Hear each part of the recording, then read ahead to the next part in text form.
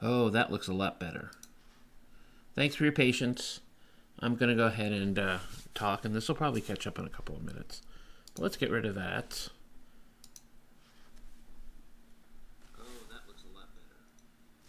Oh, that's perfect. I can hear myself now, which is not the best thing I've done today.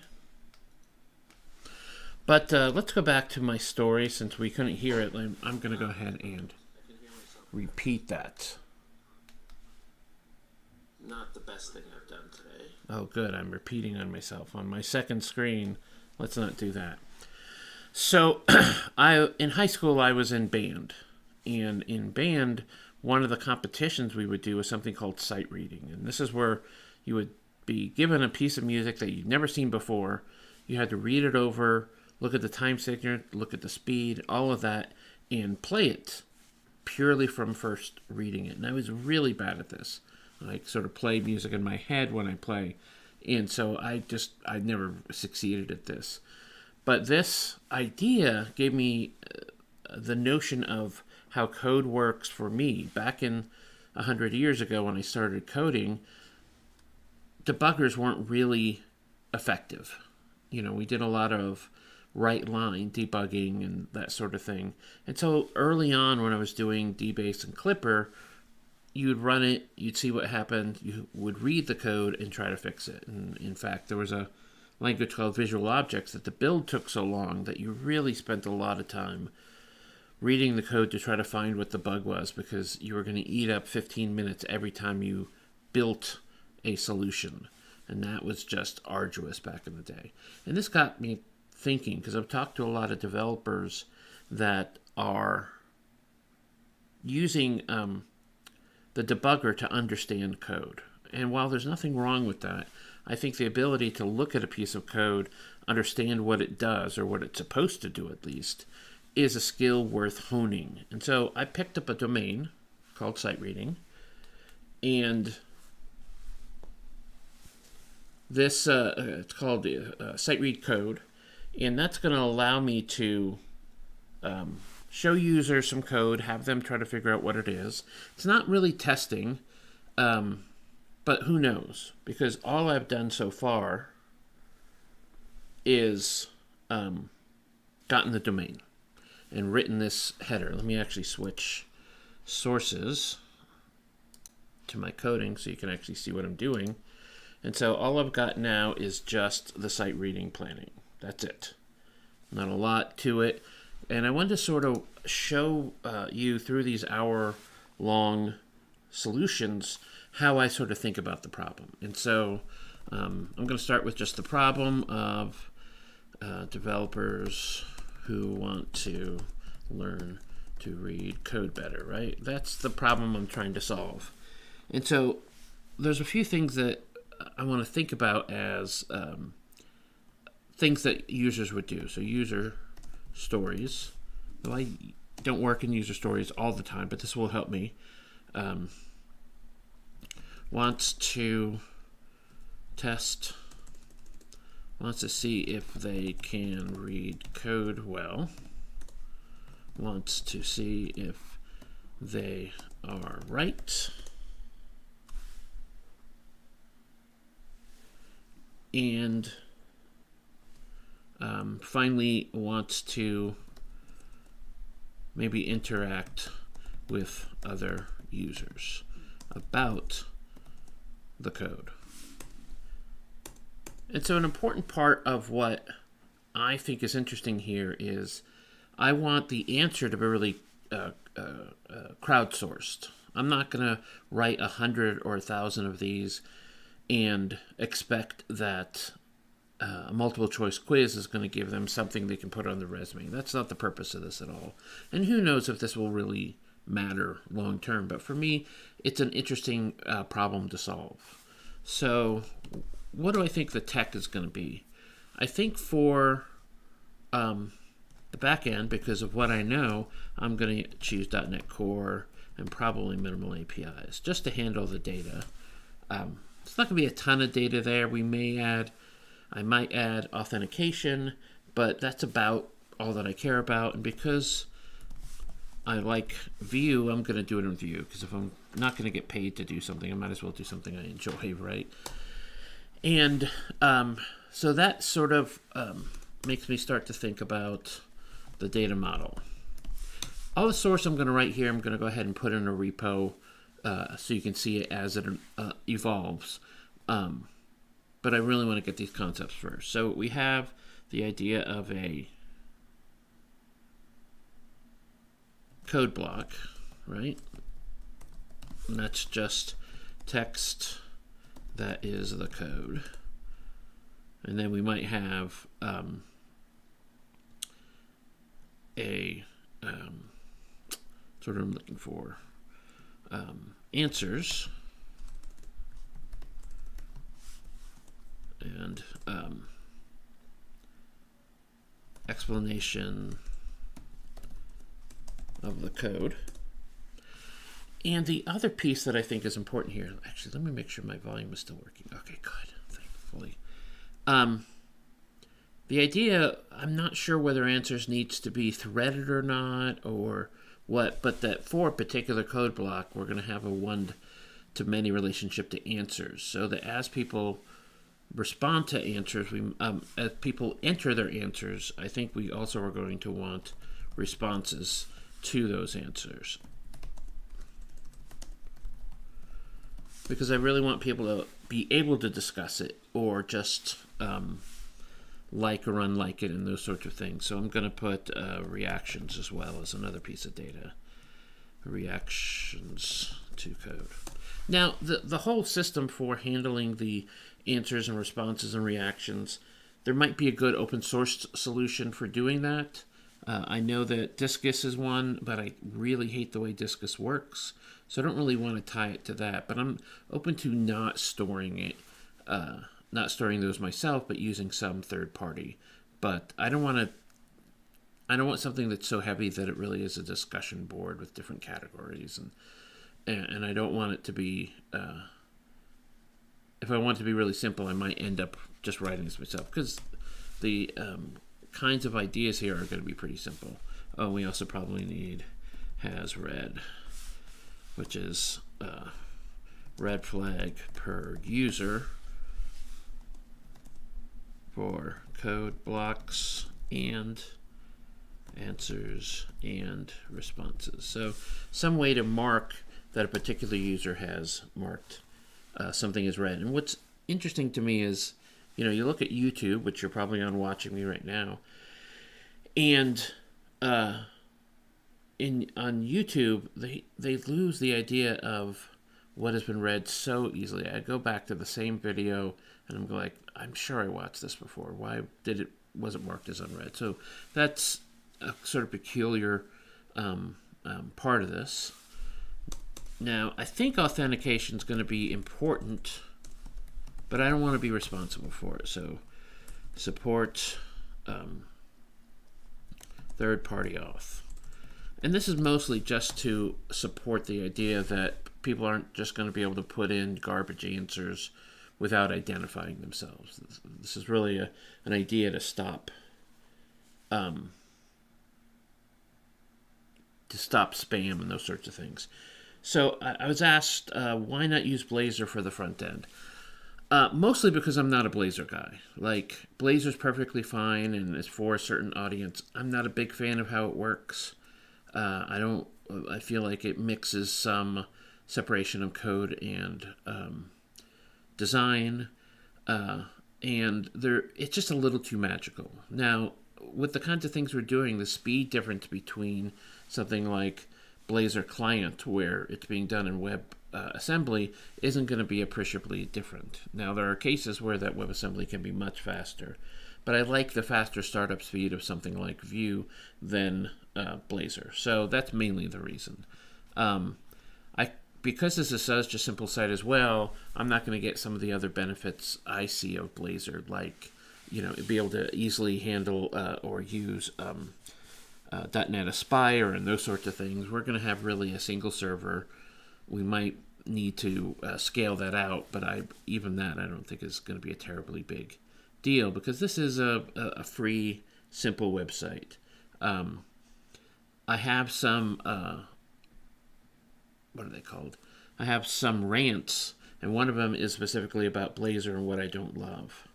So that's why I'm not using Blazor. I'm just not a fan. I don't want to dissuade anyone from using it if you're having a good time with it, but I never did. So Zaki asks, what do you mean by third-party auth? So what I mean by third-party auth is something like Azure AD, support Google IDs, Microsoft IDs. I probably should support Facebook, but I hate the company, so I might, just to be spiteful. So I'm talking about not storing my own credentials. I'm talking about using someone else's credentials to identify them. And that ID will be tied to some of these answers and responses and has read and those sorts of things.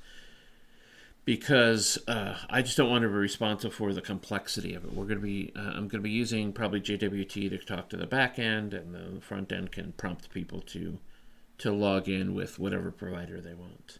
So I think this is, especially for sort of a public-facing, simple website, having people use their third party instead of thinking that I'm going to go down the road of creating all my first-party authentication or using other services. Oh, and Auth0 as well. Just because some people have corporate IDs, and Auth0 can really help there. So we've got a bit of a roadmap. About 20 minutes in. This is not going to be brilliant yet, but this is it's a good starting point. Now, authentication is going to come much later. I'm not even going to worry about it in our early development. And I kind of want to start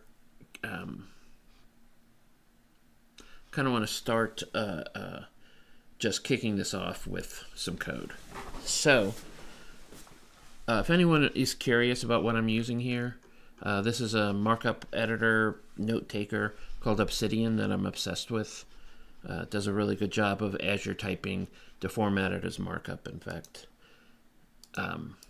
This is the read mode, and really these are just, you'll notice when I click into it, it shows the underlying markup. And so if I did actually let's do this just to give it some structure, right? So it's just typing markup, which I love, and so this ends up just being text on a disk someplace, and so big fan. But that's not what you came. So Sean, will this live stream be available to watch later in your channel? Absolutely. This will be in a new what do they call them? Playlist of just these twice a week live stream. So if you can't watch right now, feel free to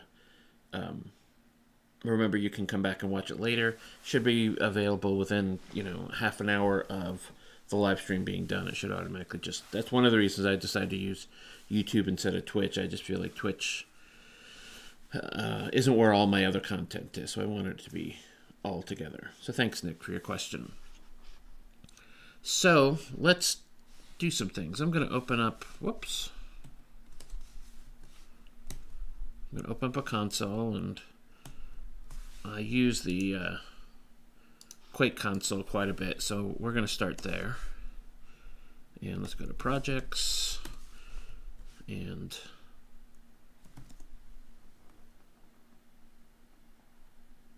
thanks, Nick.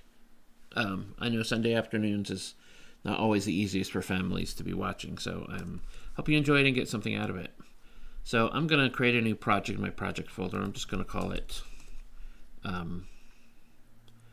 site read code. And I'm going to use actually mcd, which is a little command I have to just so I can go into the directory in one piece. Obviously, that's not doing anything brilliant, but you'll see me use some of these tools that I've used, and I'm happy to share them.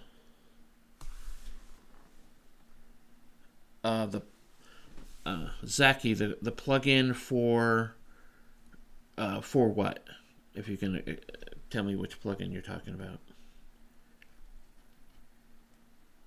Is it the one for Markdown, or is it the one because right now I don't think we're using any plugins. So let me know. I'll try to get to your answer. And I'm going to create a source directory because, of course, that's what I'm going to do. And I'm going to do npm init. Nope. I'm going to do git init. Sorry. So we now have a git project as a starting point, and in fact, I'm just going to save this as, I think they have it as export. Well, I'll get it out there in a little bit. Let me touch a readme.md just so we'll have that later. And we'll need a git ignore, and I'm using a git ignore command line that you can install to create a git ignore for me. And I'm doing it in Visual Studio because I'm going to be using both Visual Studio and Visual Studio Code together. So let's go into source, and I could do .NET new. One thing you'll see me do a lot is N. I have copied from Scott Hansen in somewhere a way you can alias the .NET just so these things are easier. And I'm going to say Web API. Actually, let's list these.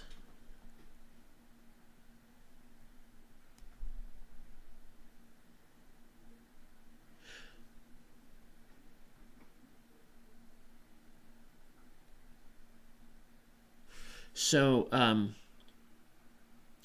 the VSC for taking notes, it's not a Visual Studio. It's a whole tool called Obsidian. So this isn't Visual Studio Code at all. It's actually a separate tool, and it has these notions of vaults, and the vaults end up just being a folder somewhere. And I have this actually vault on my Dropbox, so I have this available on my phone and anywhere else. But at the end of the day, it ends up being just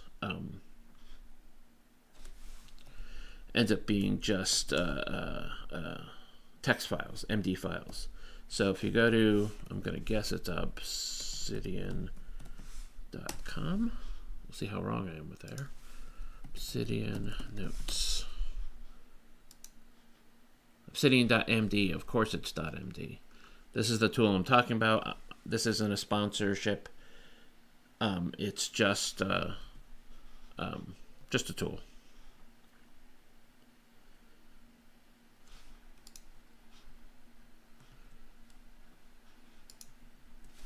So I did a quick help because I just want to get the emptiest of web APIs. Yeah, it is web. I'm using .NET 8 here just because that's what's installed. So new web API, and I'm going to name it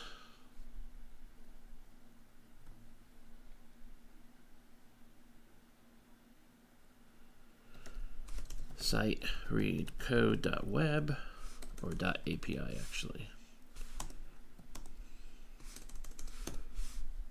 It's going to do its little thing, and hopefully it'll be in site read API. And I'm just going to open it up in Visual Studio. I'm not using the preview. I'm going to use the main version that .NET is supporting.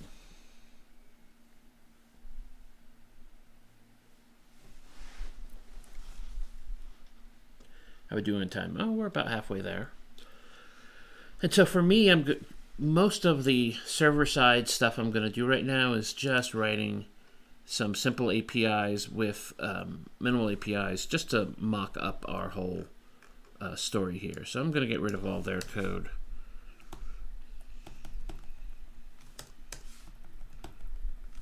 Because I don't care about that. And I'm going to leave this all the way it is. And I'm actually going to remove the all the Swagger stuff because for what we're doing, it's pretty simple, and we're not going to be doing any of that. So got almost nothing going on, right? So let's go ahead and create our first API. Get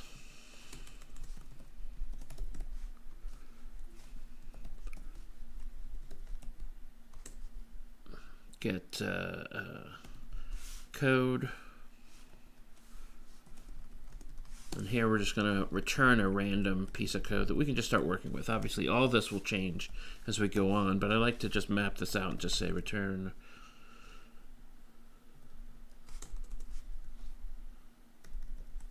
Nope, I was right the first time. Oh, there it is. If you don't use the triple quotes, you'll get to really love it. So I'm just going to say function foo. Because remember, this code doesn't have to be just C#. It could be anything. Write console dot write foo.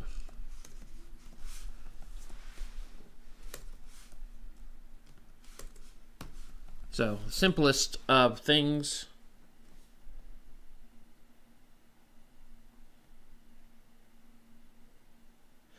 So there's a question from Nick, or a mention, did I ever do the advent of code? I've done some of it. Some of them made my head hurt, so I didn't. It's one of those things that I've never done the advent of code, certainly in a live stream. There is a Brad, I want to say Abrams, but that's not his name. I'll put it in the notes for this video when I'm done, but there's a great guy who does the advents every year, and I love watching him sort of work through the problems in sort of the same way I'm here. So for what I'm doing here, I think we're actually pretty good. Well, good luck, Nick. It's not the easiest. So I'm going to do something I won't always do, but I'm trying to get my habit, and that is add a new project to this solution. And I'm going to use the standalone TypeScript view project. Now, this is a project type that simply builds a view project. So I'll say site read code.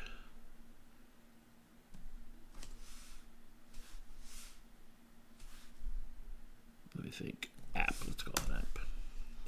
And I'm not going to add integration for ASP.NET Web API because the way I want to use it is going to be a little different. But let's go ahead and create that. And the first thing I'm going to do is actually use an extension in Visual Studio called Open with Visual Studio Code, and I'm immediately going to go open it in Visual Studio Code because it is a much better experience for me. And I like cleaning up this. So app view takes these components, which we're going to get rid of, has all this header, and I'm just going to create, let's say, an H1 site read code. And I hate all this inline, but we'll get there. Let's get rid of the components and icons because we want to build our own. And if I were to run this,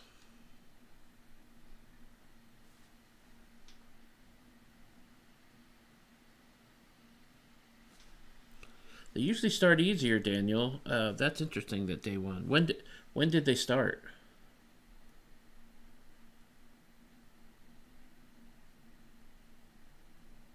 Well, thanks for joining us, Bogdan, I'll say. I'm not sure how to pronounce your name, but hopefully that's a good guess. Now, if you haven't done Vue before, Vue uses Vite, which of course isn't recognized because I haven't installed everything yet. Vite is a developer time, does more things, but I'm going to mostly use it as a development time debugger. So, thanks, Nick, December 1st. And this just allows me to iterate really fast. I run this once and I'm all good.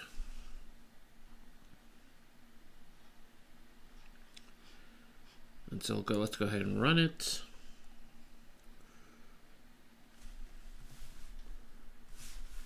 And I'm going to open this. And one thing you'll notice is that I'm opening this in Edge. And I mostly do this because Edge doesn't have any of the add-ins that make me furious. So this is just a clean browser to work with. I use Chrome, as you'll see here. It's my main browser. And we've got it running. let's go ahead and make a couple other changes to really leave us with nothing. And that is, let's delete the base. And in the main, I'm just going to delete it all. And so now we have a really beautiful app. And evidently I put another one of those there. So far so good, right? I think we're almost done. Here we have an app. And what we'd like to do is, let me think. First thing I think I'm going to do is, let me create another console, is add Tailwind, CSS, PX, Tailwind, init. This will do some of the work for creating some files we need for Tailwind. We also need to Tailwind, CSS, post CSS, and auto prefixer. Now, I've done so many talks on Tailwind, that's why I remember these, but you're not really expected to remember all these.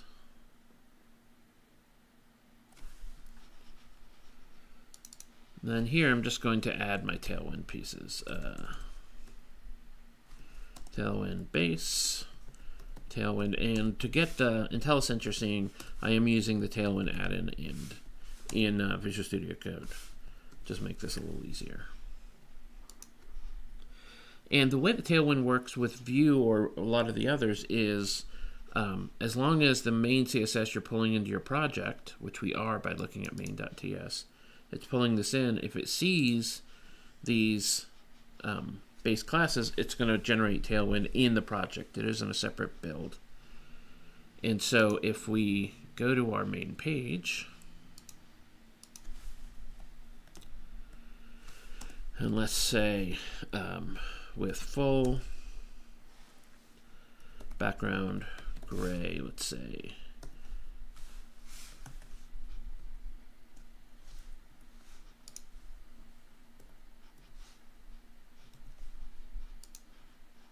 go back to our build and see what it didn't like. Oh, because I added things, we're going to have to restart it. So press R and it'll restart it. Oh, and it's saying we forgot to tell it what code. So let's go over here. And again, Tailwind is going to allow us to put in what kind of files to search for. If you're too loose with this, you might accidentally be searching through all of Node modules, which is why you have to opt in instead of opt out. So here I'm going to say source any directory, any file that ends in JS, TS, HTML, Vue. And that should be enough, right? So we go back here.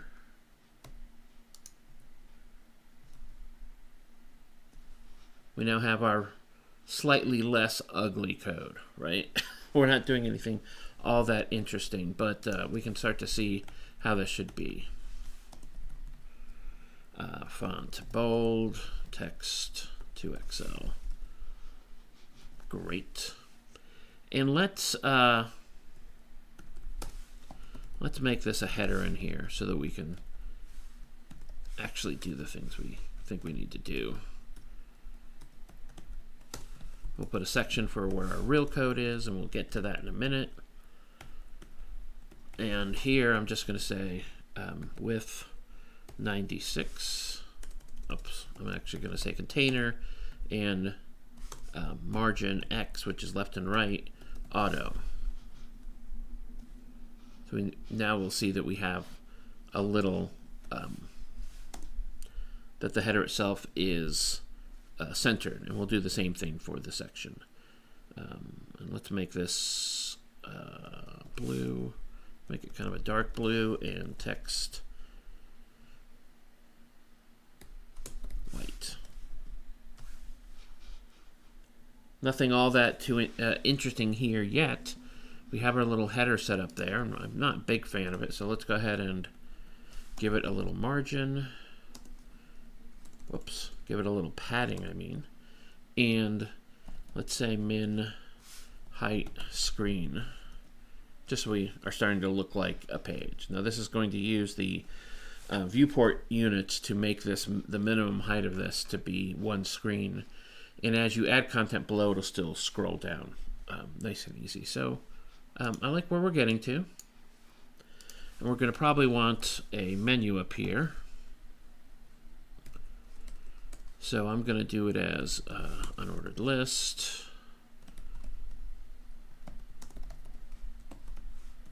And I'm going to put arbitrary values in here right now, but I'll just put home and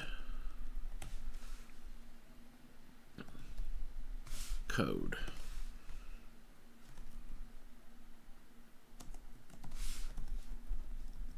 Of course, that's looking exactly the way we want. And if you haven't used Tailwind before, there is an interesting element to this, is that one of the things that Tailwind does is it resets, let's leave it at 150, yeah, or 125, yeah. It resets all of the CSS. So that's why, even though these are unordered list, you're not going to see bullet points, because literally everything has the same font, so font and size, so you can really decide what you want. So because we have these two elements, let's go to our header, and I'm also going to add, now one thing you might not know is you can format these like this, and it does make it a little easier when you have a lot of these to do that. In fact, I normally go ahead and do something like that.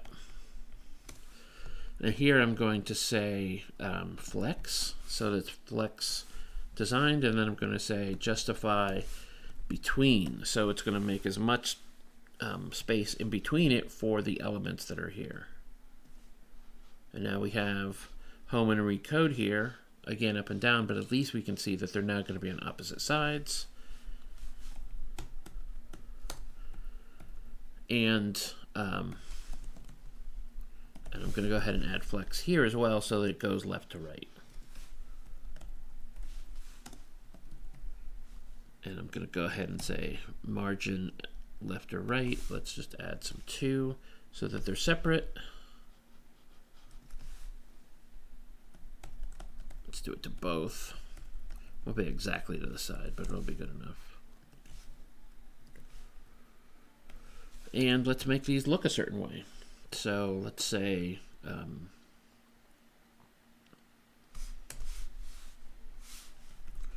actually I want to make these look a certain way. So let's add these classes. Let's say padding 3, background gray 500, hover gray 800. Now again, if you haven't done Tailwind before, these classes are sort of built in as utility classes. But one of the things that's interesting is it also supports these sort of decorators. I know that Tailwind has a name for them, but suddenly I can't remember. But this is essentially saying apply this background color, almost mistyped it, only when it's hovering. So let's see what that looks like. So we're starting to sort of see that we can have an experience that's more like a button or something like that. And I don't like that gray, so let's actually go background transparent, which is another magic color, right? That'll be good enough. And while I could do this for all of these, one of the magic things in Vue, of course, is that I can have a script, a style, and I'm going to say scoped. What this does is allow styles to be applied just on elements that are inside of our view. These aren't global styles. And so if I grab these, because Tailwind is still supported in the CSS down here, as I'm going to say dot menu button. I'm just going to create a class for them. And I'm going to use a command called add apply, which allows me to just use those same helper classes. So as I styled it up here, I then can reuse that, and I'll just say menu Come on. Is that what I called it? Menu button? Yeah. And I can just copy this as well. Now we have our look and feel. Not crazy about exactly how this looks, but I think it's a good start. And we'll see that it's working in that way. Banksy, I'm hoping, you can always slow down and go back. I cover a lot of this in my Pluralsight course as well, but we're going to be doing things a little bit different than I did in my Pluralsight course.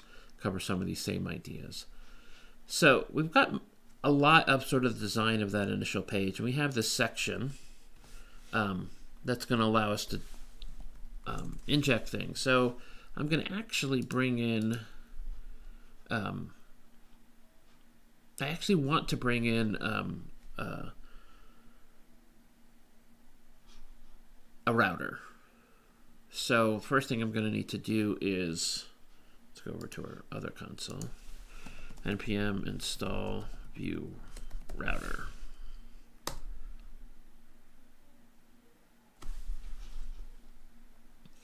And I'm going to create a new folder here called router. We may only have one object in here, but we may not. So let's create a new file, and I'm going to call it index.ts. Now I'm doing index.ts specifically so that up here we can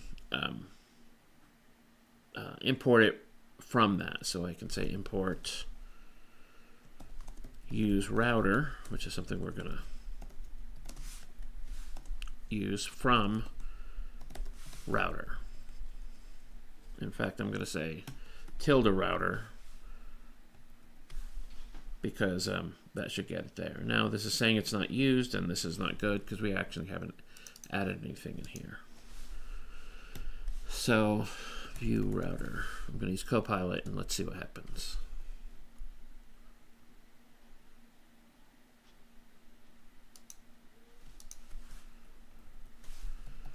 Add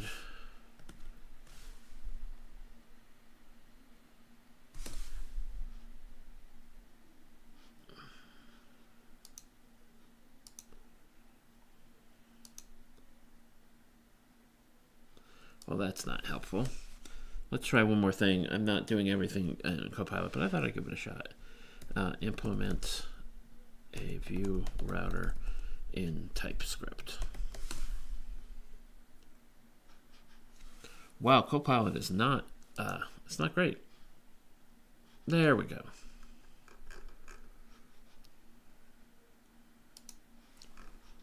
That just helps us make things a little simpler. Except this is the old style view router, so we're not going to actually use that. We're not going to say view use at all or use view, but this will be close enough because we've got the router configs here, and let's go ahead and make this a code. We'll call it code. And these have them loading these in chunks, but for me, I'm just going to go ahead and say at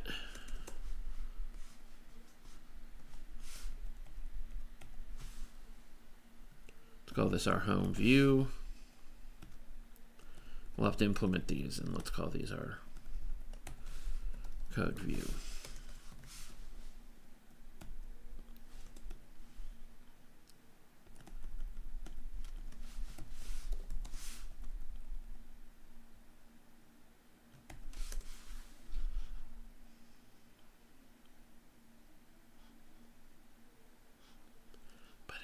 Okay, we'll get to that in a minute. Oh, we're not actually going to use import type.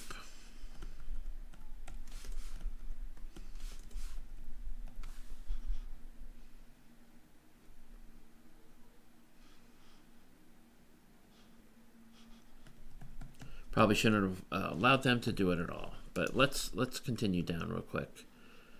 And the other piece we're looking for here is instead of view router is use router.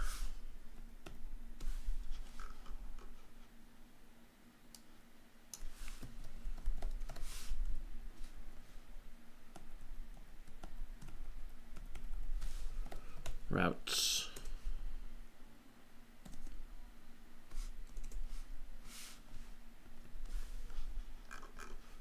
Let's import these that don't exist. We're getting close to breaking for today, but I will be back on Thursday at 4. Code view. So let's just mock these up, and then I'll probably just go through a couple of questions real quick. And I'm going to say views. And I'm going to do something that not everybody does, but I'm going to create a views folder.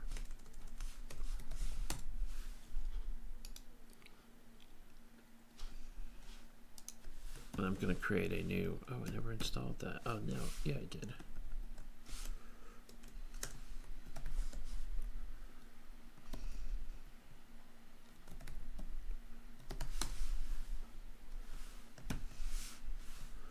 And code view and index.ts. I don't like to point down to these every time. I feel like it's a little bit much. So let's go to our code view.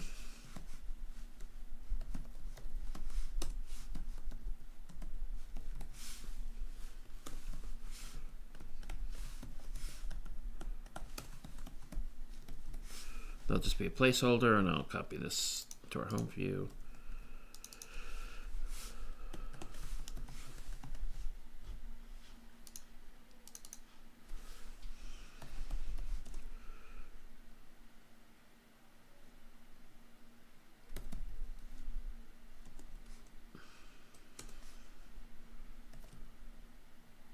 Now I'm going to have to remember how this works. Let's just do this. Export from home view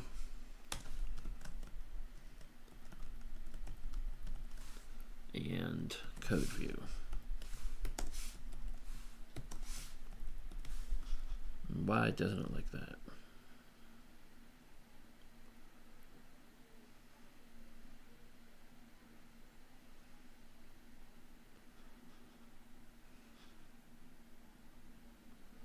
That is interesting.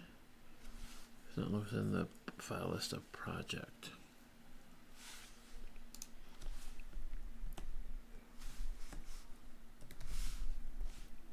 Yeah, that's not the problem. So let's use our trusty export from import.js.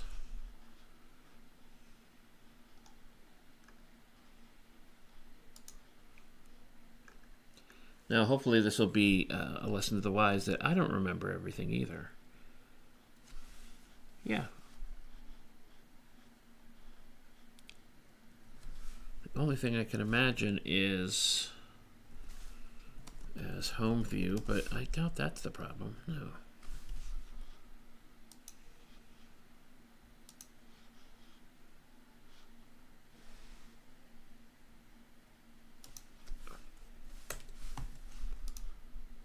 Wonder why it hates that.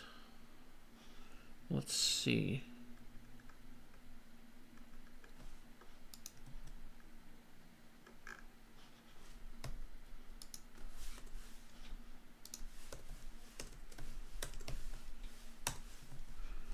That was embarrassing. I'm pretty sure this is just going to fail now.